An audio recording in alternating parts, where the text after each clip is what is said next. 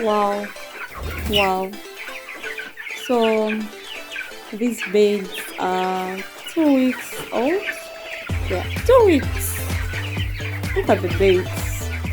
Wow.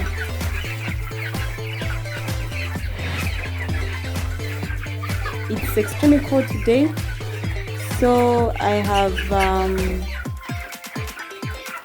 put a brazier in here. There it is, just to supplement the heat and as well as regulating the temperature. As you can see, the temperature is okay, and the beds are scattered. Some of the beds are eating, some are having water.